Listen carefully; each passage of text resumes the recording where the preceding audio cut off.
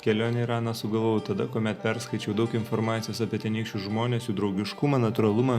Mažai turistų sudomino Irano santykiai su JAF ir apskritai jų politika. Iranas yra pašalintas iš tarptautinės bankinės sistemos dėl turistų finansavimo ir kitų dalykų. Taip pat draudžiama ES ir kitoms šalims turėti su jie verslo reikalų. Aišku, tokiams su kaiminėms šalims kaip Afganistanas ir Pakistanas tai negalioja. Jos yra dar skurdesnės ir norėdamas prasimaitinti eksportuoja nuo Irano savo prekes. Sėkmės tarptautiniai bendruomeniai baudžiant Afganistaną ir Pakistaną, kurie taip jau nubausti. Iranas gyvena savo sultyse. Į Iraną skridom su Turkish Airlines, kurių lėktuvai ir aptarnavimas puikus. Irano lėktuvams bei uždrausta skraidyti ES. Skraido tik aplink į savo šalį esančias kaimynės. Gal toliau ir nenuskristų, nes lėktuvai seni, dažniausiai rusiški. Savo senų Boeingų ir Airbus suremontuoti negali, nes ES ir JAF yra uždraudusi tiekti Iranui detalės. Turbūt ir dėl to, kad jų detalės tinkamos ir išmanių raketų gamybai. Kol buvom Irane, nukrito 2 vietiniai lėktuvai, tai džiaugiamės, kad neturėjom vidinių skrydžių. Iranas visada pasiruošęs. Dar kas įdomu, tai kad Irane yra labai keistų mirties bausmių. Kartuvės ar sušaudimas yra dažniausi, bet turbūt jau nieko nenustebinsi su jais. Bet pavyzdžiui, nustumimas nuo olos jau kitas reikalas. Tik šis metodas jau porą metų nebepraktikuojamas, bent jau pagal oficialią statistiką. Kitą metodą turbūt esate girdėti užmėtymas akmenimis. Dažniausiai tai vyksta tokiesne vietovėje. Vyras užkasamas iki pusės, o moters tik galva paliekama kyšoti. Ir prašau, visas kaimas smaginasi su akmenim, turbūt ir vaikai dar prisijungia, kad neatitoltų nuo tradicijų puoselėjimo. Dažniausiai ši mirties bausmė įvykdoma moterims už smagiai praleistą laiką su kaimynu. Geriam kefyrą su krapais. Labai skanus. Žmonių masė. Lietuviams vykstant į Iraną reikia elektroninės vizos. Anglams ir kitiems, kurie tiesiogiai pykstasi su Iranu, reikia normalios vizos, kurią padaro ambasada. Bet lietuviams užtenka Irano elektroninės vizos. Puslapyje reikia užpildyti anketą, nusiųsti nuotrauką ir nuskenuotą pasą, tuomet gauni patvirtinimo numerį, kurį po to padavęs Teherano oro uoste gausi antspaudą į pasą, nieko sudėtingo.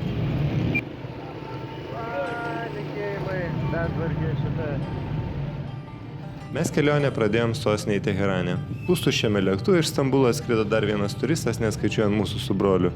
Iškeitėm pinigų oro uoste, nes kadangi turistų nėra, nieks netveža deficitinės užsienio valiutos, tai mieste beveik nėra ir keityklų. Nuvykom į hostelį, kuris yra tetulytės privatus namas, už $10 gavom nakvynę su pusryčiais.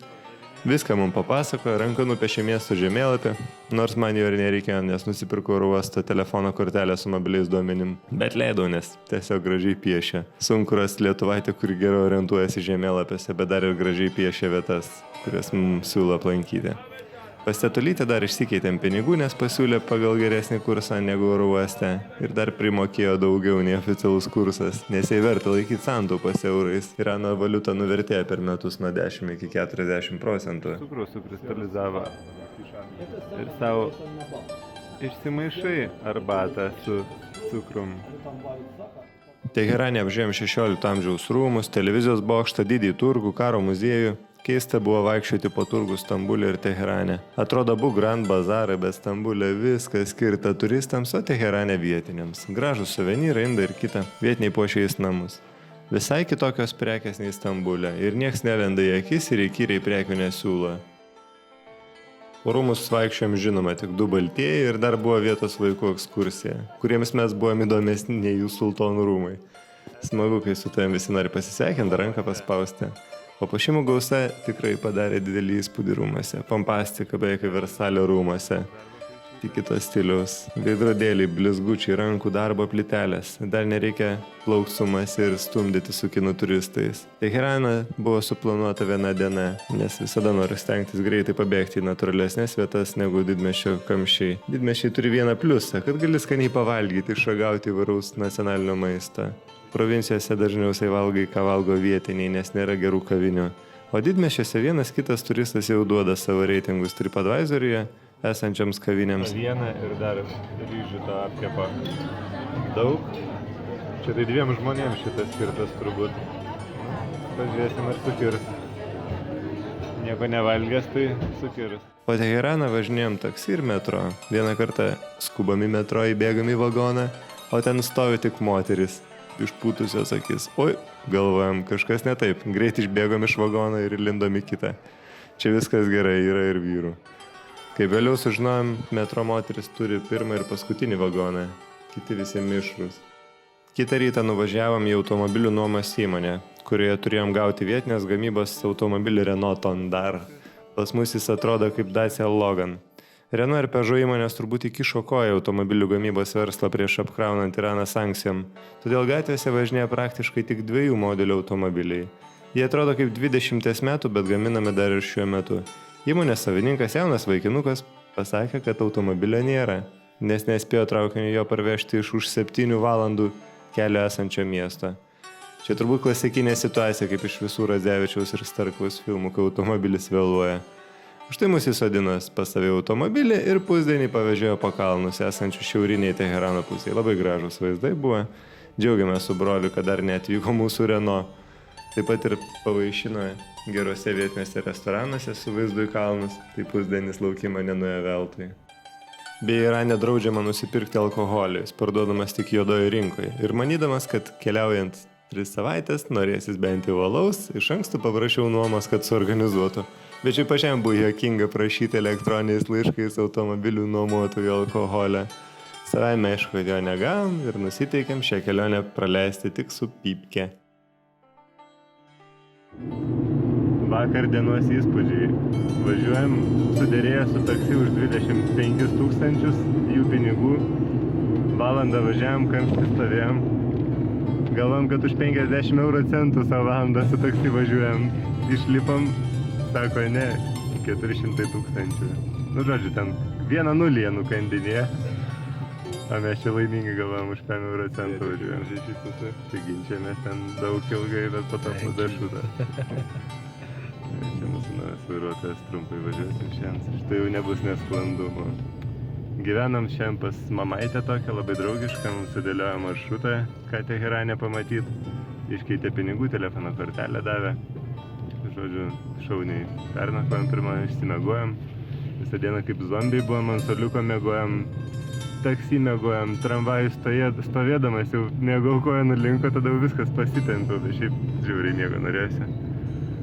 Tai va, vairuosim šiandien su savo mašiną, pažiūrėsim, kaip tas Renukas atrodo. Dar vakar buvo prikolas irgi su tais pinigais, kai pistacijas pirkom. Klausiu, kiek kainuoja kilogramas. Sako, euras. Wow, galvoju. Kaip žiauriai pigu, pas mus 20 eurų, ar kiek kainuoja pistacijų kilas. Jis man pasvėrė, ten tų pistacijų 200 gramų. Aš jam daviau 2 eurus, nes persimoviau biškį. Kažkaip normalia kaina lietuviškai, man taip atrodė gerai moku. Po to ant soliuko sėdėm, valgom skaičiuojam. Kalbam, susivėlėm, turėjom mokėti 20 euro centų. Bet po to, kai išsiaiškinom, kad jie patys save bando apgaudinėti, žodžiu, pas juos ten tie pinigai 1 euras 50 000 kainuoja ir kai jie sako, ant 50 000 vadina, kad yra 5 000, tai bando ir save apgaut, kad jų valiuta nenuvertėjus ir mūsų apgauna to pačius. Tai dabar jau suprantam, kad jie nulę nedasako visą laiką. Gavę automobilį, išvykome iš Teherano į Kašano miestą. Kas galėjo pagalvoti, kad prieš išvykstant reikia patikrinti automobilio pakrovėjo lizdą. Jis neveikia. Po telefonų pokalbių su nuomos įmonės darbuotojais kalbančiais iraniečių anglų kalba ir jiems supratus mūsų Baltish English, nusprendėm, kad bus paprasčiau patiems susitvarkyti. Išserdėm Renault, plokštės, pasikeitėm saugiklius ir savim patenkinti vykom toliau. Į Kašano miestą atvykom vakare. Apsistojom vietiniam hostelėje, Rūsio požemėje davė kambariuką, bet labai jaukų. Visi hostelėje esantys iraniečiai prisifotografavo, prisimatavo su broliu, užsilipę ant kėdės, nes jisai 2 metrai 5 centimetrai. Išėjom su pakelia nuotaika pasivaikščiot, paieškot nacionalinių patiekulų, aš džiaugiausi, kad nebereikia vairuoti, nes po miestą važiuojant prisižiūri daug karo keliuose. Sveiki, naujas reportažas. Šiandien nepavyko mums normaliai su mašina išvažiuoti laiku, nes mašinos nebuvo. Tai mūsų vienas bachurėlis iš tos mašinų įmonės pavežiojo po kalnų, šiaip labai gražus keliukas buvo. Ir dar nuvežiu į restoraną. Faina, pavalgėm skaniai, irgi kalnų restoranas. Tai visai gerai dieną praleidom, bet po to išvažiavom. ir negalėjom navigacijos pasikrauti. Tai patys elektros Sutaisėm Renault. saugiklius sutaisėm. Tai čia dabar einam tokiam kaime ir sveikinasi visi labai. Tik 10 sekundžių turim pasisveikinti. Tai žodžiu, susitvarkėm savo saugiklius, valandą praleidom ten šalikeliai, bet pavyko toliau išvažiuoti. Ir šiandien iš geresnių bairių tai toksai buvo, kad papasakojo, kad jeigu nori iranietis gauti pasą, tai jisai turi 2 metus eiti į kariuomenę, atitarnauja ir tik tada gauna leidimą pasui. Kitaip negali iš šalies niekur važiuoti, nei turistaut. Hello! Nei turistaut negali nieko. Ir dar vieną dalyką sužinojom, kad pas juos savaitgalis yra ketvirtadienis ir penktadienis, kai pas mus šeštadienis, sekmadienis. Tai su jais labai sunku dirbti kitom šalim, nes bendrų dienų darbo yra mažai. Ir dar sankcijos. Ir dar sankcijos.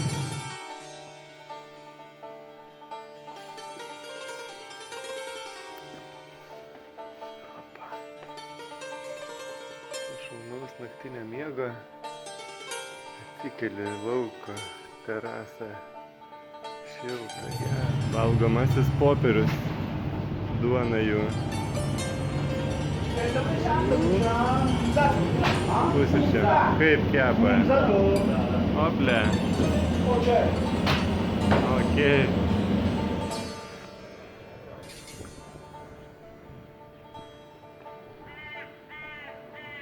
Keliais mus į vidų.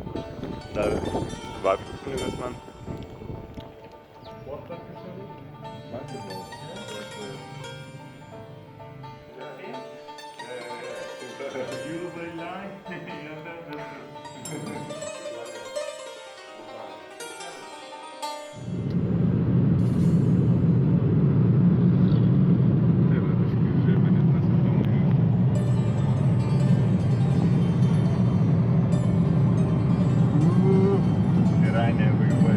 Žiauriai gerai vairuoti, automatinė dėžė, nėra ką veikti tau.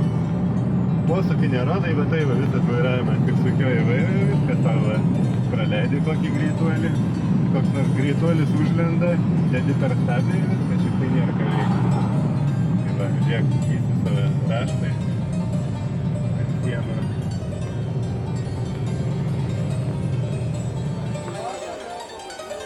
Poilsio oazė.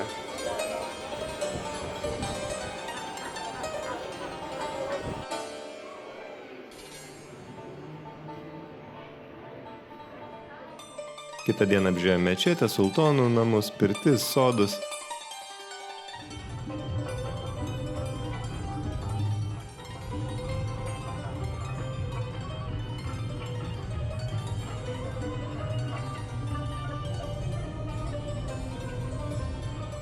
Kitas miestas Isfahanas. Jame didžiosios aikštės su galingomis mečetėmis. Pastarosios labai įspūdingos. Visos dengtos mėlynomis rankų darbo piešiniais puoštom plytelėm. Didelis turgus po stogu, su vario, sidabro, keramikos dirbiniais. Čia jau ir lauktuvės pradėjau pirkti. Ryte įprasti iranietiški pusryčiai. Kaimiškas baltas sūris, skonis kaip fetos sūrio, uogienė ir jų šviežiai iranietiška duona.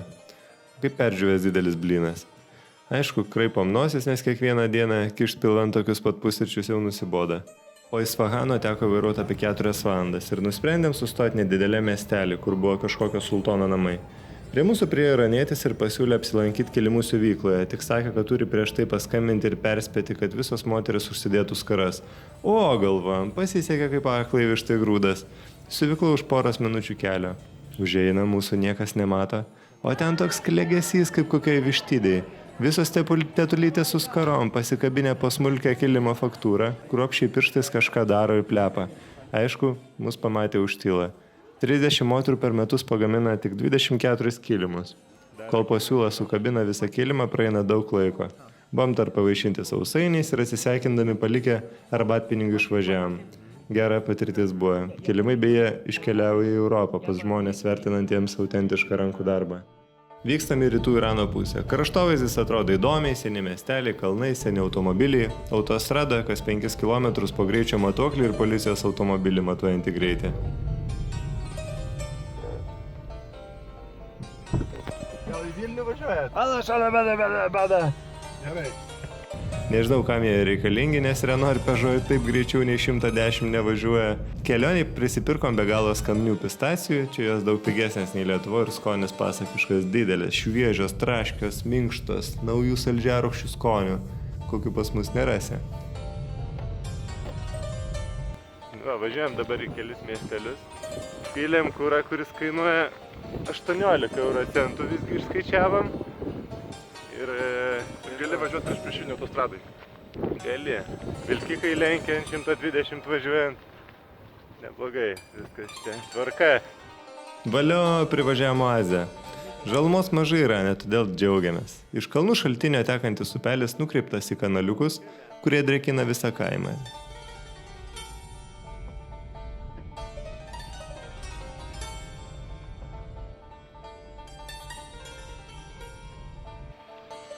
Nu, kaip iš kalnų šaltinio tiekia vandenį miestas savo. Nu, vanduo švarus, gražus, šiltas šiek tiek. Buvo senas miestas. Prieš 1500 metų šiaip vyko prekyba šitą mieste, skaitėme knygoje.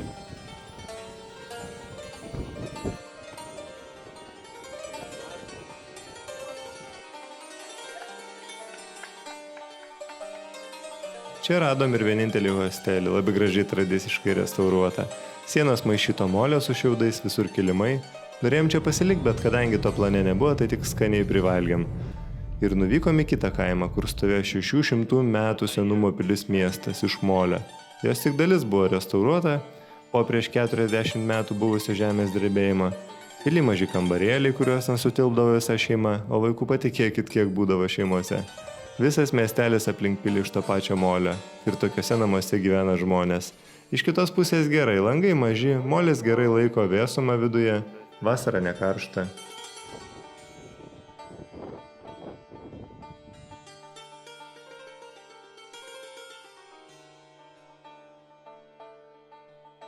Vykstam toliau dykumos link ir nusprendėm, kad reikėtų mums pilnai užsipildyti kuro baką. Google Maps susiradau degalinę, bet sukiojam ratais ir niekaip nematom, nors rodo, kad esam vietoje. Ogi va, šaukia brolis. Pasirodo degalinė, tai iš bačkos pampuojamas benzinas. Žmonių jokių nėra šalia, ilgo signalinimo atėjo iranietis ir trimdamas akis 2 valandą dienos užpylė mum baką. Už kurą litrą mokėjom tik 18 euro centų. Džiaugiamės tokiam kainam. Pilnas bakas kainavo 8 eurus. Kai kur iš viso paspausdavo ranką ir nenorėdavo imti iš mūsų pinigų. Daugiau. Toliau į dykumą. Prasistumdom kupranugarius nuo kelio ir važiuojam. Na taip, mes važiuojam 120. Autopiloto nėra. Kai koja biškį pavargsta. Vairuoja su kairė koja savo. Stojame. Vietinių patiekalų, kalėnas, pasakomai, dar prisijungė vietiniai keliaujantys iraniečiai, jie grojo, dainavo, tai buvo geras vakaras. Smagu matyti, kaip atėjus naujiem žmonėm pavakarot, jiem į rankas paduodamas ne alaus butelis kaip Lietuvoje, o arbatos puodelis. Ir jie dar linksmiau leidžia laiką negu mes, be jokio alkoholio. Rytas buvo šaunus. Pusryčiam pateikė ne tik standartinius duoną, sūrį ir uogienę, bet iškepė kiaušinienę ir pripjaustė vaisių. Arbata gaminta ant laužo irgi buvo labai skani.